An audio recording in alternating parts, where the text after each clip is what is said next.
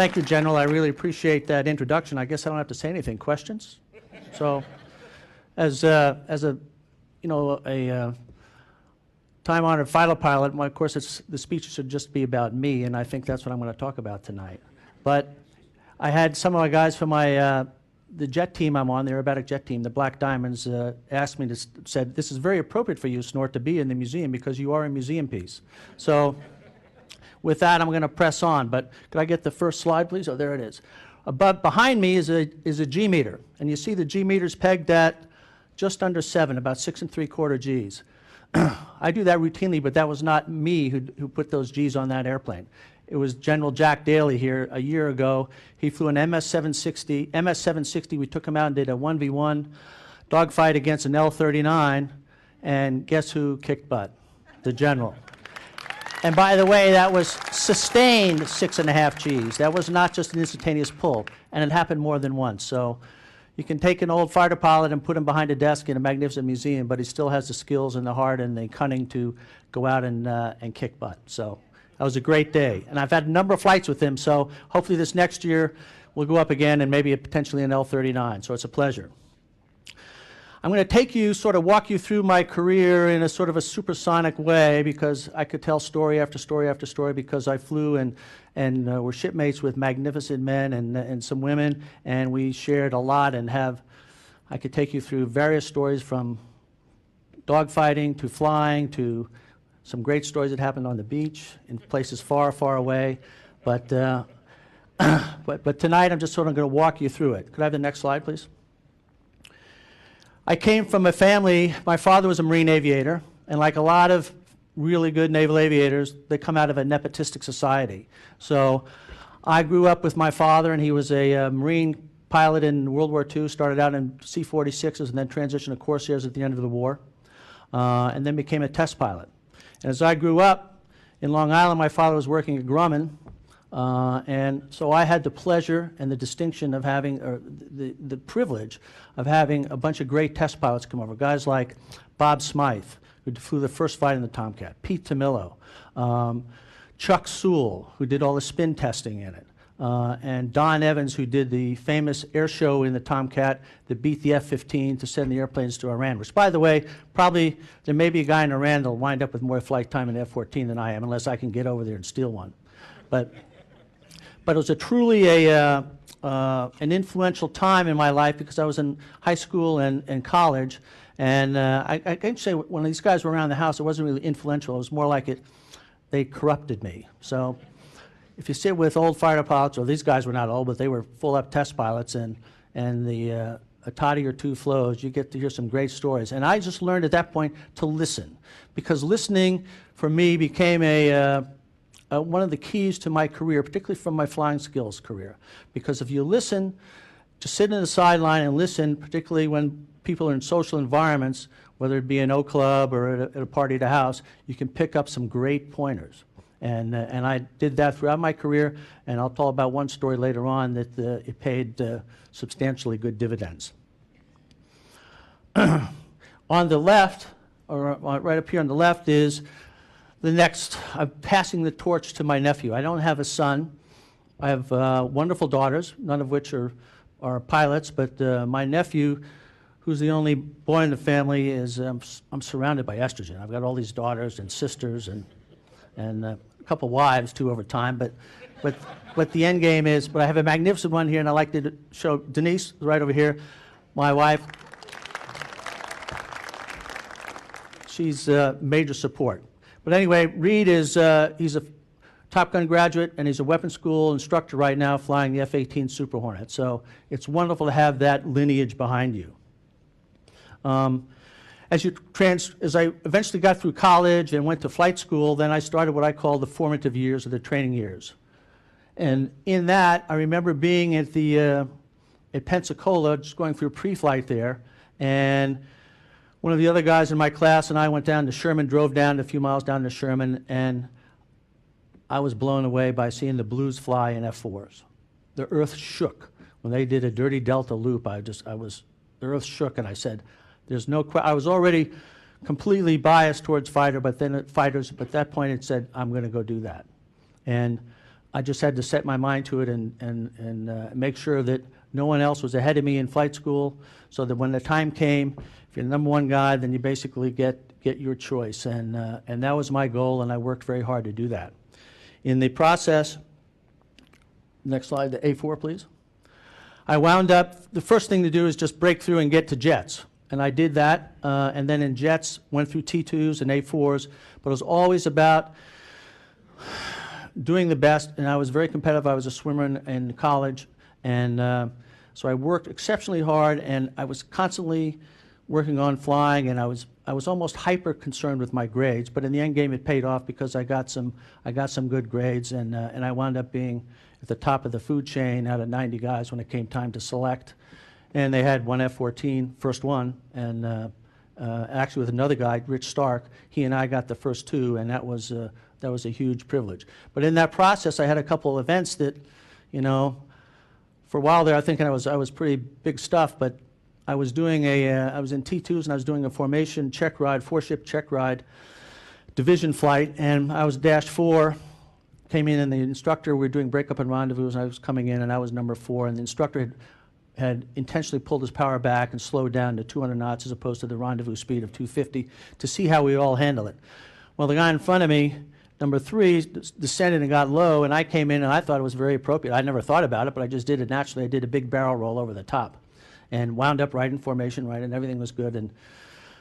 But that was not the Navy way. So I got my one and only down in flight school. The good news was I got 5 above averages on top of it, so I got an extra refly, and it worked out grade-wise, so I was very happy. And the next thing I just selected for my orders for Tomcat, so I was on top of the world, but I was in El Centro on a det, and we were dropping ordnance, our last air-to-ground pieces, and I had a few sorties to finish off, but my instructor knew that I'd selected for Tomcats, so he said, let's fly over the hill on a Friday night, Friday afternoon, and go to Miramar to the Oak Club, and you can check out your new home. So I was absolutely ecstatic about that. So I flew over there. We parked the airplane, we got our room in the BOQ, and then ran across the street to the Oak Club, and in my haste, I walked into 300 fighter pilots with my cover on. And in the Navy, you go into an Oak Club or any squad, you go into a Navy Oak Club, in particular a Marine Oak Club, and you walk in covered, you buy the bar. In this case, I bought the entire Oak Club as an ensign, 1 month's pay. Good news, I got a lot of free cocktails after that, but it was a long and tough story. But it's a tale that I remembered forever. So I had never gone into a club covered again. So then I went to, go ahead, the next one. And then I did finally show up in Miramar in VF-124, which had transitioned from being the F-8 RAG to the F-14 RAG. It was new. They had just, VF-1 and 2 had just stood up, and VF-14, 32, 142, and 143 were going through the process of transitioning from F-4s. And I checked in as an ensign with Rich Stark, my friend, on January 1st of 1974. And to this day, I still remember it. Miramar in those days had, I can't even remember how many squadrons are there. It was right after Vietnam. There were F-4 squadrons stacked up everywhere. There were F-8 squadrons. There was VF-1 and 2 and the F-14 RAG, and the place was, I mean, the term Fighter Town USA epitomized Miramar at that time. There were, I remember there was different cadres. You had the F-4 guys, which are the day-to-day guys that were doing the lion's work share of flying fighters, and they were they had sort of an average persona. Then there were the F-14 guys, which are a little bit on the prima donna side, and I proudly wore my little F-14 name tag as an ensign, and everybody thought I was like the, stash there or something, but I actually did get eventually to fly the airplane shortly thereafter.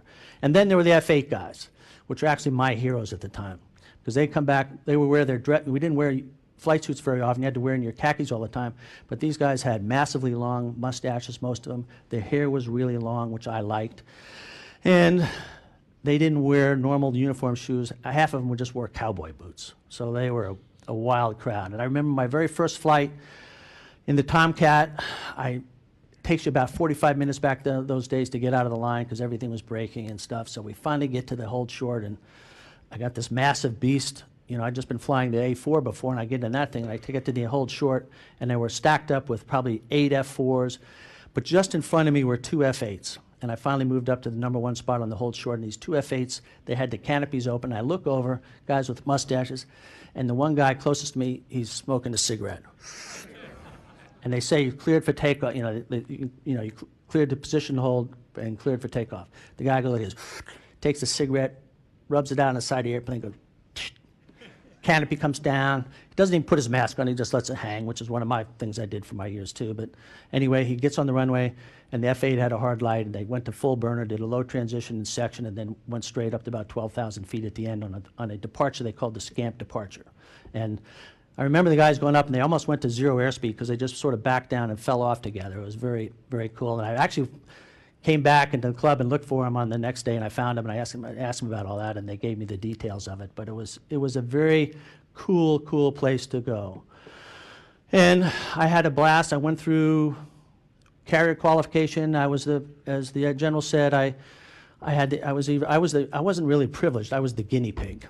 So I took the airplane out to the boat the first time on the Kitty Hawk, and I remember the day traps being fun, and then, if you get your first night trap, then you go, oh, this is not so much fun.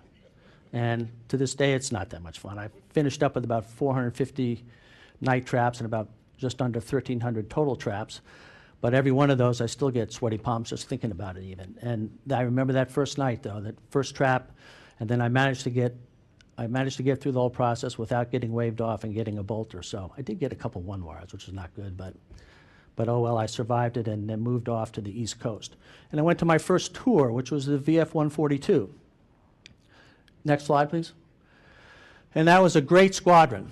Your first tour is always one of your momentous events as a naval aviator, and particularly as a fighter pilot. And my squadron was absolutely phenomenal. It was a place where I was surrounded with unbelievable talent, both leadership and aviation skills. Some of the best fighter pilots I've known were in that squadron. I had two COs that were Vice Admiral Jerry Thunder Unruh, phenomenal 3,000-hour F-8 guy and a magnificent fighter pilot and a leader.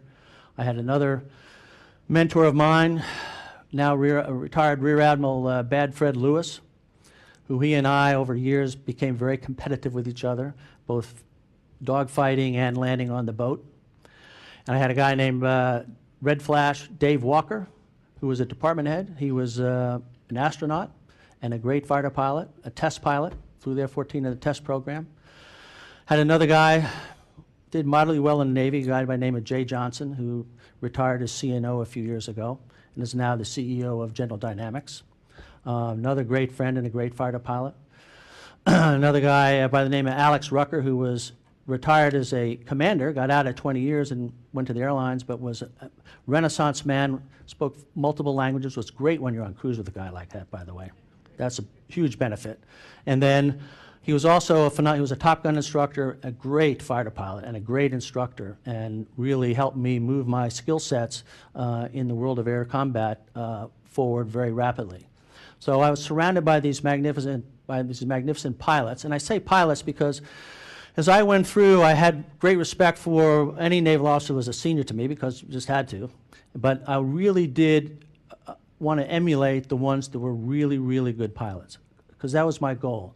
I wanted my career to move forward, but I just really wanted to become the best fighter pilot I could be and be as good or better than anybody who's walked around in the Tomcat community. And with that, there were a bunch that were that, but when they were really good pilots, most of them were really good leaders. Not all of them continued to promote because they were also very good at other things. So some of which deterred from their overall officer fitness reports.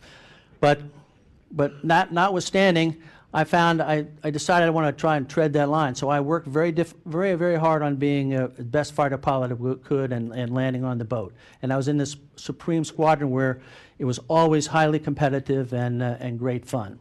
And through that process, as you get in your first squadron, the first thing you want to do is just survive. And then you learn, and then eventually you blossom. And that occurred for me towards the latter part of my first cruise, and then all through my second cruise. And it was a lot of fun, to the point that I started being equal to these guys in the air combat, and actually starting to win, and then win more frequently. And then worked really hard on being a really good carrier pilot, because you can be the best fighter pilot in the world, but if you can't land on the boat in the middle of the night, you're going home. or you have to transfer to the Air Force. So, right, Stroker? Slick? I've got a couple of my teammates up there who are famous F-16 drivers, so but they'll understand this. So, but it was a great time, and I learned, and I became an LSO, landing signal officer at the time, because I really wanted to. If you're going to be the best carrier pilot you can be, you should know how it all works out and be able to grade other people, and I did that, and that was a phenomenal job that I carried on for the next 2 tours, and it was just a blast. Let me see here, and so it was just a blast. And I remember, but one of the nicest things is in that time I got to go back. Great privilege, I got to go back to Grumman and pick up a brand new airplane where my father was working in flight test, and all those Grumman test pilots, where I was a little teenager and a college guy, where they were having their 25th martini at my house. I got to come back and rub shoulders to shoulders with them and pick up the number 100th built F-14. And that was a very special day for me because my father was there, and it was sort of became a full circle event. So it was a truly momentous day. Let me see here. But a big job in that whole process was I became an LSO. And as an LSO, I left the squadron and I moved on to VF-101 as an instructor pilot. And my job there was to be the Air Wing LSO. And that's a great job because you hold guys' careers in your hands, literally. So it was a very challenging and rewarding process. In there, you take brand new guys like myself, and I had done it, a couple of 3 years before, brand new pilots to the F-14, other seasoned pilots transitioning to the F-14, and others coming back for current training. And you take them out to the boat and get them qualified. And as a young lieutenant, you held the hammer. Even the CO of the squadron or the admiral couldn't say no to you. If you said he was qualified, then he was qualified. If you said he was not qualified, then he was out of the pool and had to go back and start the process again. And I remember I had one student, a guy named Brian Olson, and his call sign was Bam Bam because he was like a Nordic god. He was like 6'2", chiseled, and I just wanted to hang around him when he went into the O Club and the girls were there. But he could not land on the boat. He could not fly, in the beginning anyway. So he went through field carrier practice. We took him out to the boat, and he DQ'd, disqualified. So he went back. He had a board, said, okay, let's send him out again. He goes out again, and he didn't qualify again. And normally that'd be the end of the game. But the other LSO, a guy named Chris Wheatrick Wheatley and I, labored over this long time, and we thought that there was a spark in there, sort of like, light has a better idea, Ford has a better idea, and turn the light on. And so we didn't plead, but we recommended to the board and to the commanding officer, and actually all the way up to the 3-star admiral, that he gets yet a third chance. And thank God, because our careers would have been over personally for Wheatley and I, but he went through the process, he qualified, and then lo and behold, halfway through his next cruise, he was the top JO in the wing. So it's just about working and believing in people and trying to pass on that information. Simultaneously, I was also flying tactics, flying a lot of ACM in the squadron, and I got the privilege of being one of the 2 guys to jump over and fly the A4, which is a great, great airplane, and had a great time doing that. Then I went off to be a CAG LSO, and as a CAG LSO, you still do some training, but now you're taking care of the operational needs and the operational carrier landing of the guys on the ship. So I did that, and that was a great time, and we had some very interesting events that occurred there. I mean, sometimes you're out there in a dark night, stormy night. It's the LSO that helps get the guy back aboard, and sometimes it's even myself in the airplane, and the other LSO helps me.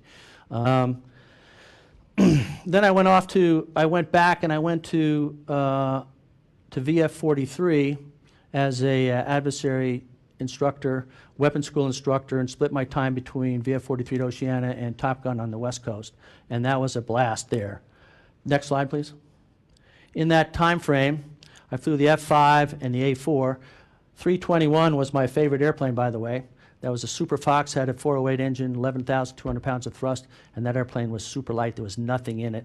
And that thing, when you got to about 2/3 gas, was a rocket ship. It was 1-to-1 thrust to weight at that point, and the airplane could turn really well, fly slow, For those of you who are fighter pilots and fought against it, you know, if flown well, it was an awesome airplane and a rolling scissors.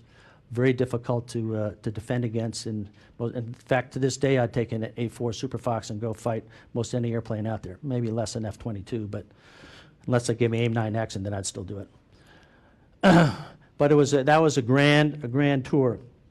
I had great times. Flying Red Air is massively fun. Sometimes it's not too hard. It's not the most tactical. I mean, it's tactical, but you don't have to work too hard because you're paid to die essentially. But the best thing about that tour was almost after every single flight, we did a 1v1 in-house hack, which means we went and fought 1v1 guns only. And I must have had, I can't tell you how many 1v1 guns only. And that, for me, is still the pinnacle of flying an airplane, is close air combat, 1 versus 1, who can fly the best jet.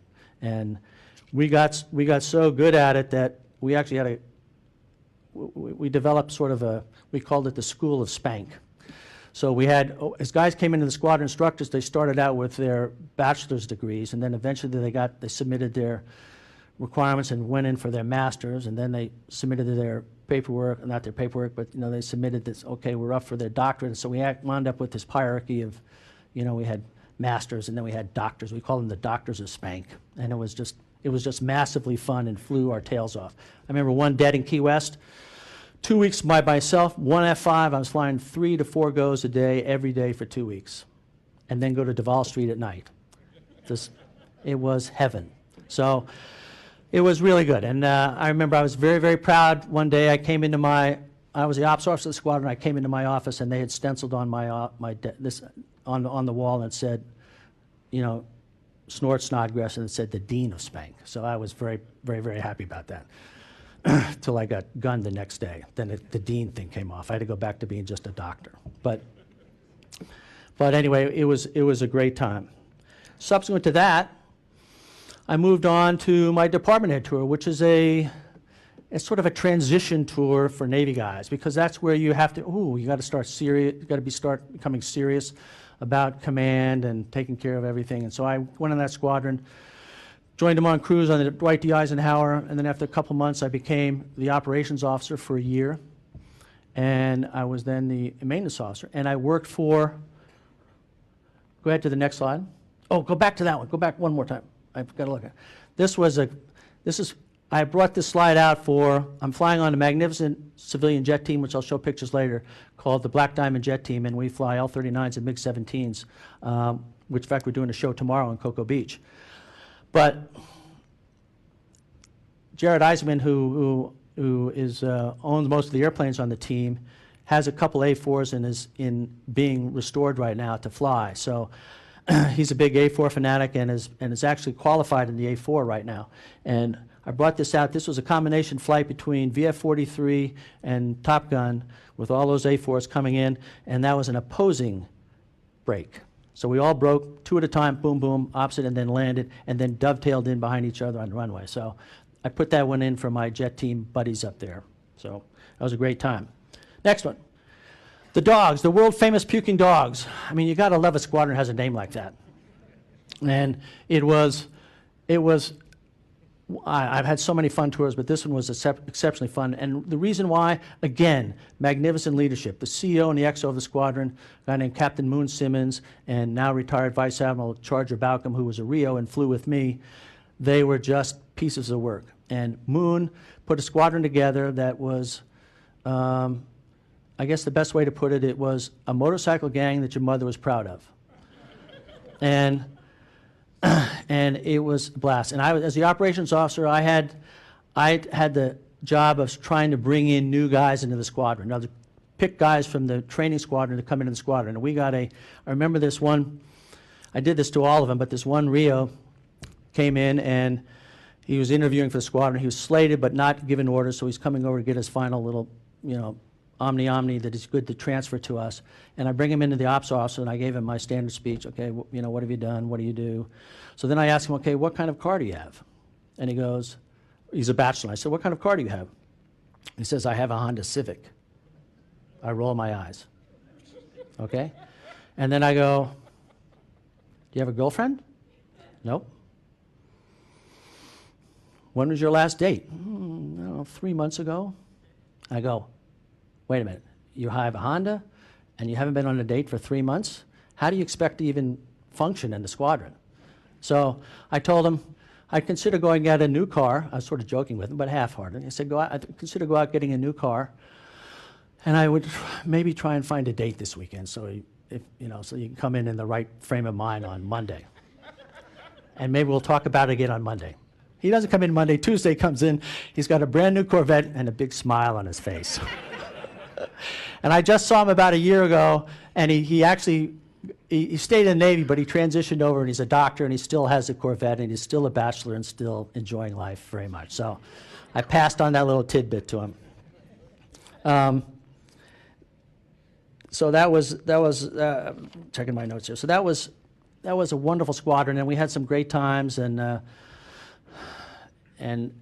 remember at the Oak Club one night, this Marine squadron came in, and there were brand new Hornet guys. The guy was a Top Gun instructor. They were big talk, and we were supposed to fight him the next day. And long story short, they came out, and we were scheduled to fly him. And in the bar at the Oceana, we finally wound up. This guy was bragging and said, "Oh, we can beat a Tomcat all day long." And so I go to the CO, my CO, and I say, "Skipper, can we train this around and do this guy a 1v1?" And I told the guy, "We're only going to do the 1v1 if this was on Wednesday. On Friday night, whoever loses buys the other squadron buys the winner squadron all the cocktails and all the roast beef and all the shrimp you want all night long." And so I went out the next day and fought this guy, but I set it up. If you're a fighter pilot, you got to cheat. So I tell him I have to do a post-maintenance check flight. So I said, I'll go out to the downrange end of the range, and then I'll meet you. We'll do an intercept, and we'll set up, and we'll do a split, and then we'll turn in. So I go down there. I dump gas. I dump 10,000 pounds of gas. I'm down to 6,000 pounds. I merge with the guy. I sweep the wings back, bleed off. He thinks I'm going 450 knots. As we turn in, I go idle, boards, turn back in. The wings come forward. In the Tomcat, there was a prohibitive maneuver of using full flaps, but I'm turned it into art science. So I pulled the aux slack circuit breaker, pulled the mid-compression bypass circuit breaker, which gave me another 2,000 pounds of thrust, put the main flaps down, went to burner, merged at 325, and he was going 450, and I was inside his term. He freaked and pulled like a dope, like I thought he might, and then bled all his airspeed. Then I went in the vertical and came back down and gunned him in about 42 seconds. And then he said, "I'll go set up another." I said, "I'm bingo." Meanwhile, the squadrons are in the tax range watching all this stuff and go, "Okay." So my guys all get up and say, "We'll see you Friday night." And we did. So it wasn't that I was that much a better pilot, it's just I cheated better. So that's a huge deal. Then I went off to be XO of VF 101, and then I went to my command tour, which is the best thing you can do in the Navy and in life, I think, is be command of a fighter squadron. I took that whole motorcycle gang thing. I picked up on all the guys that I had mentored from over the career, and I took the best I could of all of them, and then I snorterized the whole thing and had my squadron and did the same kind of hiring practices, and we had a great time.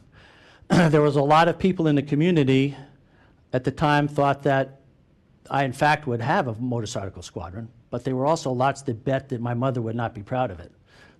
But in fact, we did exceptionally well. We won most of the awards, and we had a great time. And everything we did, we just focused on it and did to the best. And it's amazing when you get a unit that is motivated, focused, they know what the goals are, and everybody supports that process. And it was a time of my life. Until I became the wing commander, then it was even greater time. But at that point, it was magnificent. I remember we went to Key West on a gun det, and shooting air-to-air gunnery was one of my other favorite things to do. And at that time, in the F-14 community and FA community, you shoot at this banner being towed behind an airplane. It's about 10 feet high and about 30, 40 feet long. And if you had 4 airplanes out there and you got 100 hits on it, which is called a Centurion banner, that was a massively big thing. So in the VF-143, we got up to the point where we got 300 we got a triple Centurion banner, which at that point was even unheard of. And when I took my squadron down to Key West for 2 weeks, all we did was air-to-air gunnery. I had all of the pilots go out, because when you score banners, you have every airplane has painted bullets, so there's red hit, okay, so you can count whose bullets went in the banner. And I had, normally the ordnancemen do that, but I had my JOs and all the pilots and the RIOs paint the bullets in the hot sun in Key West. So everybody painted their own bullets, I mean literally thousands of bullets. And when they went to shoot them, they paid a lot more attention. They tracked better, their whole skill set, they were focused more, and we wound up with a 512 hit banner, which I think still is maybe the highest one ever shot, at least in the Navy. So it was a lot of fun and a great time. To the next one. And then I got to my next job. Once you get a squadron command, the Navy normally says payback. You got to get paid back. So I wind up, you either go to a carrier or a seaborne staff, like a carrier cargo staff, or you go to the ship as the air boss or the ops officer. And fighter guys most fighter guys either went to be air boss or the ops officer or went to the cargo staff. But I decided to be kind of cool or something different anyway, to go to be the navigator. So I pleaded with the Bureau to send me to be navigator, which had been held by the P3 guys forever. But I got to be the navigator on the Theodore Roosevelt. The reason I did it was because it's got a great stateroom. It's up on the top of the bridge. I got a nice seat on the looking out window seat all the time. I actually had a port light in my room. A port light is like a window. There's only 3 cabins on the ship that have windows: the admiral's at-sea cabin, the captain's at-sea cabin, and the navigators. And plus, when you pull into port, you don't have to navigate. So I could be on the beach every day. So that was an extra benefit. But it was a great tour. I mean, I can't say it was a great tour. It was a fun tour. It's my black shoe appreciation tour. But one thing I noticed is that I sort of applied my fighter pilot training to the ship, and we were in the Mediterranean, and we were doing what I call a box ops. You get basically a 30-mile square, and you got to keep the carrier inside that, and you run upwind, you run downwind, and then you turn around and you run upwind to launch the airplanes, recover the airplanes, and you turn around and run downwind. On an hour-and-a-half cycle, you don't have a lot of time to do that. And when I got there, it was taking 30 minutes to turn the carrier around, because you don't want the deck to heal. So I said, 30 minutes? I mean, we go 30 minutes, turn around, we go for 15 minutes at 25 knots, and then we do another 30 minutes to turn around. And so you're always sliding out of the box. So I decided that since it was a new carrier, I decided to try something. So I said, I got it. We were steaming at 25 knots, and I just basically, I didn't take the comm, but I had the lee helmsman, or the helmsman. I told him a little right rudder, and I gave him like 3 degrees right rudder, and the ship starts to turn. But as soon as it turns, it starts to heel. But there's a finite amount of time before it doesn't. So I get some turn in. Meanwhile, I bring the engines back to 1/3, and then we continue to do that, fly the thing through the turn, and then eventually when I got down to about 15 knots, I went all ahead standard or all ahead full on the outboard engines, and and all ahead 1/3 on the inboard. It's a differential power, and you could actually, I kept the flight deck within 3 degrees, but we got the turn rate down from 30 minutes down to 8 minutes. Which means we could go downrange at 25 knots for, almost into 40 minutes before we had to turn around. So it was kind of fun, but you got a different breed there with the nuke guys down in the power plant, the engineers down there, and you want a what? Anyway, so I finally convinced them that we could do that, and they actually appreciated the challenge. So it was a great tour. But once again, had a magnificent CO, a guy by the name of Steve Abbott, retired 4-star, Rhodes Scholar. He's too smart for me, actually, but it was a great time because he let me run the ship. He would go fly, or he'd be down in the reactor room or something, and I'd sit in the captain's chair and run the flight ops, or do alongside stuff with the supply ships or the oilers. So that was an awesome tour. From there, I didn't have a slide for this because it's horrible. I went for 10 months in the Pentagon. And I don't even want to talk about it. And then, next slide. And then I went to fighter wing. I got slated to go be the fighter wing commander at Oceana, which had the administrative control of all the F-14 squadrons. We'd single-sided everybody from the East Coast, West Coast. We had all the Tomcats, and it was a great time. But I remember, and it was the ultimate license to steal as far as flying. In 3 years of flying, 3 years of being the wing commander, I flew, I think I got something like 1,400 hours. I mean, I was flying my tail off. I flew twice a day, every day. So I abused the system, which is what I was designed to do. Anyway, but one of the great things, I think, one of the biggest, it's one of the proudest moments I have, in my life so far, and I think I really, the group of people that I was at the time was a very special group. And when I took over command on a Friday, the next Monday I had a meeting with some folks from a think tank up here called Whitley, Bradley, and Brown.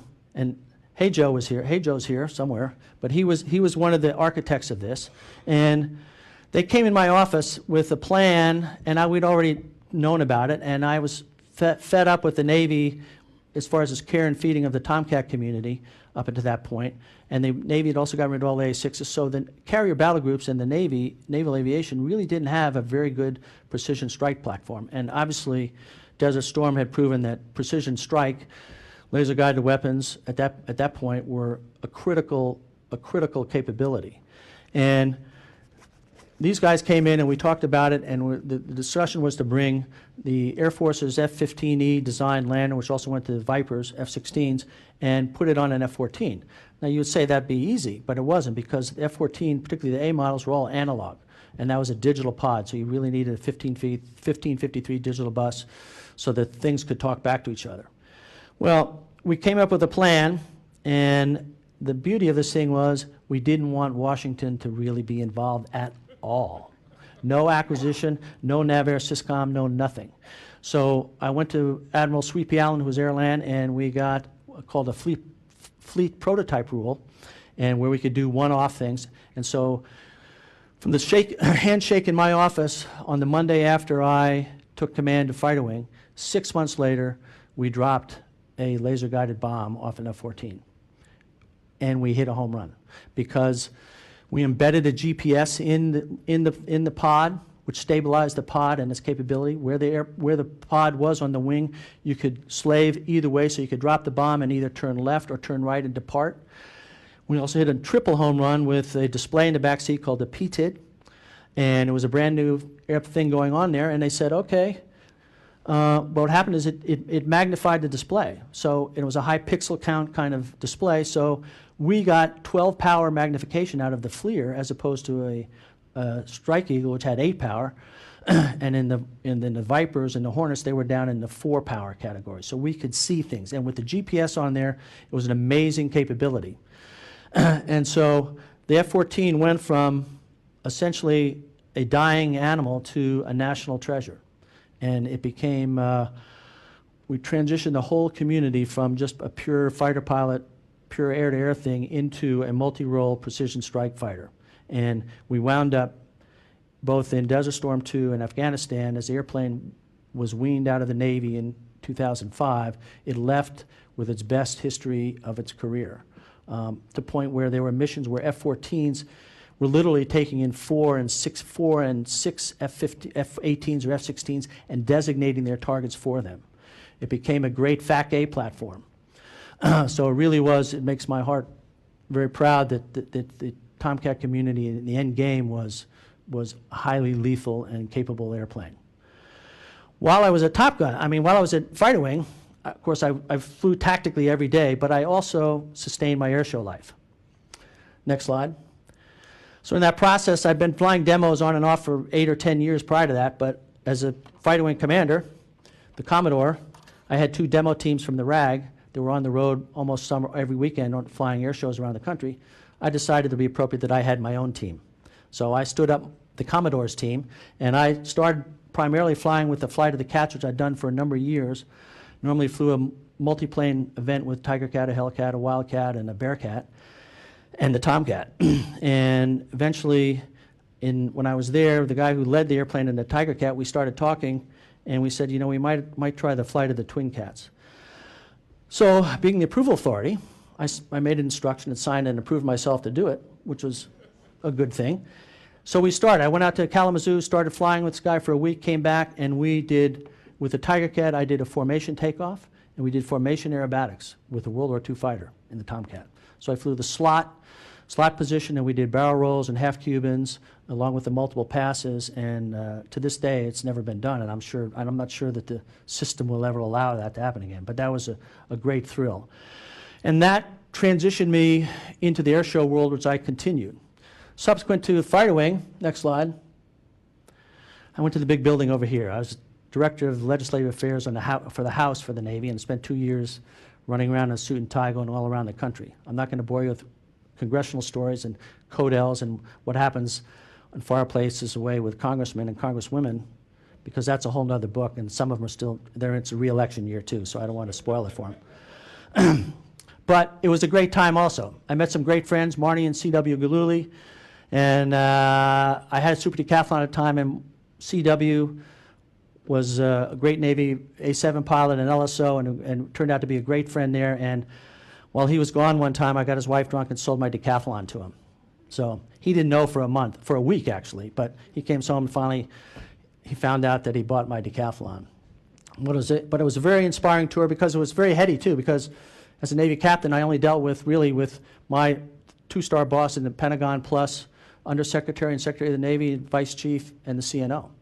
So it was in fact, when I retired out of that job, they were all there for my retirement. So it was kind of, they didn't really come for me. They just came to schmooze with the congressmen and senators. But it was still kind of a fun, interesting tour.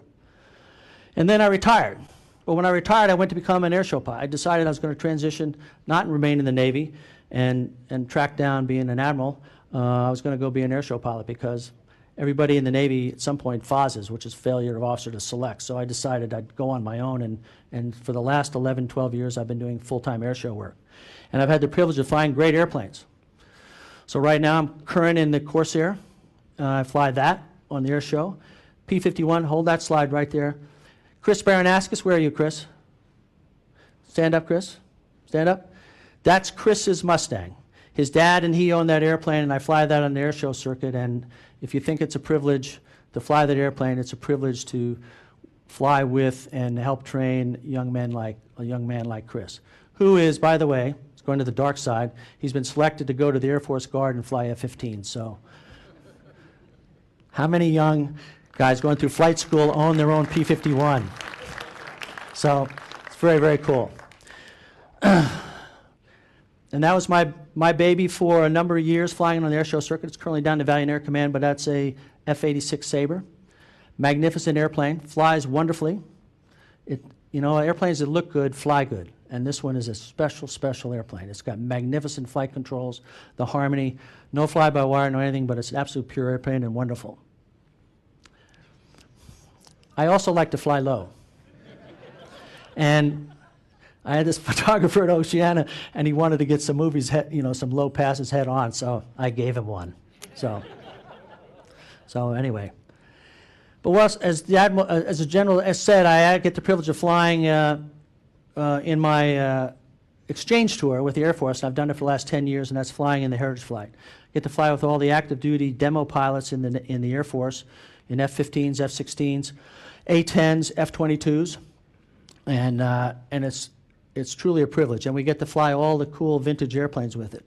In that case, we've got a P-38, and this picture, go back to the next one, please. That's an all-jet Heritage Flight taken behind a C-130, but obviously a Raptor, and an F-86, and then this F-4 flown by one of our current team members of Black Diamond, Jerry Kirby, and then a straight F-15C below. Interesting thing about flying behind a Raptor is that I knew it had asymmetric thrust, but I always thought it would go symmetric. It's not asymmetric thrust. I thought it was symmetric, but you had variable nozzles to give the pitch rate. But they actually move asymmetrically, and they move about that fast. 250 knots straight and level. Those nozzles are going, and it's very loud also, and lots of weird Bernoullis. I was almost full stick forward right there to keep myself from being sucked up under the airplane. So. And right now, I have the privilege, I think we missed one slide. Maybe it'll come up. Nope. All right, we're a little bit out of order. But I have the privilege of flying with a new jet team this year, made up of some spectacular drivers, and we're having a blast. It's called the Black Diamond Jet Team, and right now I'd like to introduce Jared. Stand up, please. Jared Isaacman is the right wing. Can we go to, yeah, save on that slide. Jared is the owner of the team and the CEO of United Bank Card Services, which sponsors us, and we're highlighting the Make-A-Wish Foundation this year. And to about 2.5 years ago, Jared had never flown formation. And with myself and our team lead, Jerry Kirby, and some other folks, both he and the left wing, Doug, you're here? Doug, stand up. Right here. Both these two guys are young guys who fly as good formation as I've ever known in the Navy. And as you can tell how tight they are right there. And in the slot is my son, my pseudo-son, Stroker, Sean Gustafson, Major, United States Air Force, Reserve, Thunderbird slot pilot 2009 and 2010. So we have some talent on the team. The shot before, you saw the L-39 beside the MiG, which I fly. And that was flown by Lieutenant Slick, Major Slick Baum, John Baum. Where are you, John? Slick right here. So Slick he was left wing on the U.S. Thunderbirds, United States Air Force Thunderbirds in 2000 and 2010. And he flies now both left wing, slot, right wing, opposing solo. So he is our jack of all trades. Next. And I fly the MiG-17 as the solo because I'm a solo performer and I have to have an airplane with more thrust than the other guy so I can do what I do. But right there I'm doing a roll around. Remember I told you about the canopy roll in the beginning in flight school? Well, I finally get to do it for real and actually do it legitimately. So it's great fun. Next. And that's a stand-away picture of our 5 ship with me rolling around him in the MiG. I can't tell you how much fun that is. Except when our flight lead, Jerry Kirby Jive, decides it's, instead of being at 200 feet today, he's at 100 feet. Then at the bottom, it gets a little dicier, but he's pretty good about that. Next slide. That's our Delta.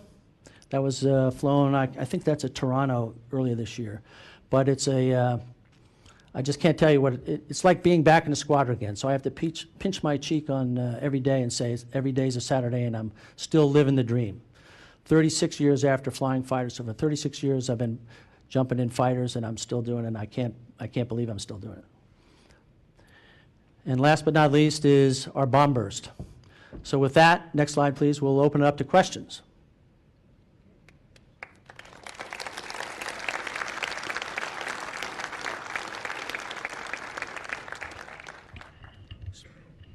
Please speak up when you have a question. You got a couple older guys down here. I can hear fine, but Snort's got a little problem. Say again? Okay, you have a question? Yes, right here. Could you comment, could you compare the Mustang and the Corsair to fly? Could you compare the Mustang and the Corsair Yes. to fly?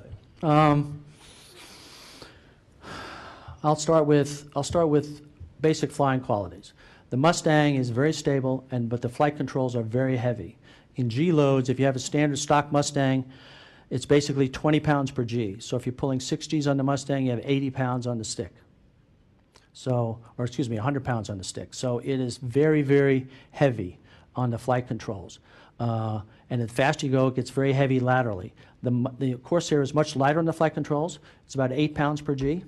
And it has sort of servos on the ailerons, so it feels lighter in ailerons through most of the flight envelope. Though if you really rapid and roll, the airplane will actually, the ailerons will snatch the stick out of your hand, so you have to be careful there.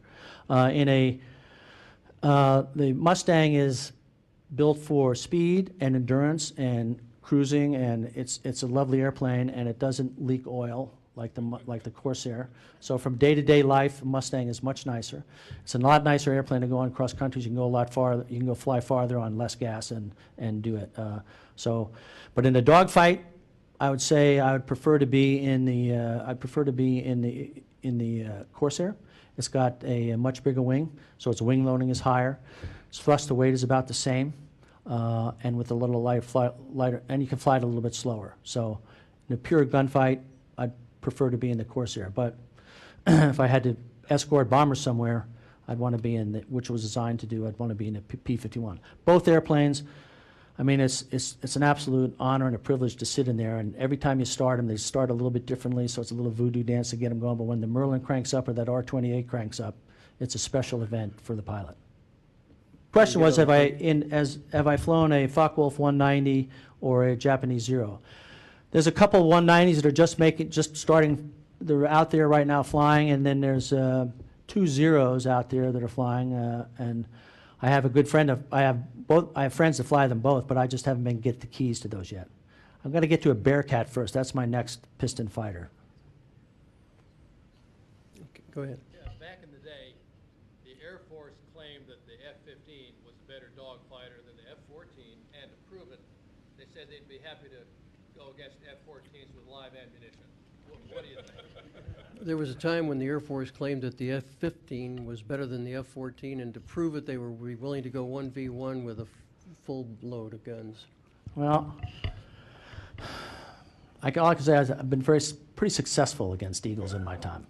But to answer actually truthfully, if you look at like an F-14A, straight up F-14A versus an F-15, clean, no big tanks and rails on and those kind of things, the F-15 is a higher performing airplane. But it all comes down to, in an end game and all this stuff, it all comes down to the pilot. And the F-14, you could, as I mentioned before, you can configure it certain ways, and all of a sudden it turns into another animal. So when I fought really quality pilots in those kinds of airplanes, and I configured my airplane in the prohibited configuration, I generally wound up, I could present an airplane that was superior to theirs in the slow speed environment. The question was, most of the air show airplanes you see up there, well, particularly the more high performance jets, are all Soviet or European airplanes, or not built in the US. And the reason is our United States State Department. They have a really weird rule. If you have former US technology, you can't bring it back in this country without jumping through hoop after hoop after hoop. You can bring in an Su-27 on an ATF Form 6 form, bring it in and put it together.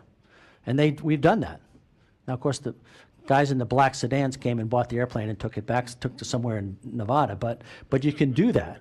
And the MiGs, the L-39s, all these airplanes are easy to bring in from third world. I mean, not from third world, but anything but without US technology. If you want to bring in an old F-5 or an A4 or a whatever, you try and bring that in, and you have to jump through hoop after hoop after hoop. So it's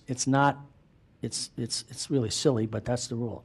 So that limits the number of those kind of airplanes on the circuit. So, and the chances of getting an F-18, F-16, or an F-14, well, I'd go steal one from Iran, but the end game is to get those in the country and fly, almost zilch, unless you can put it to work, I mean, for the government. But other than that, it's air show wise.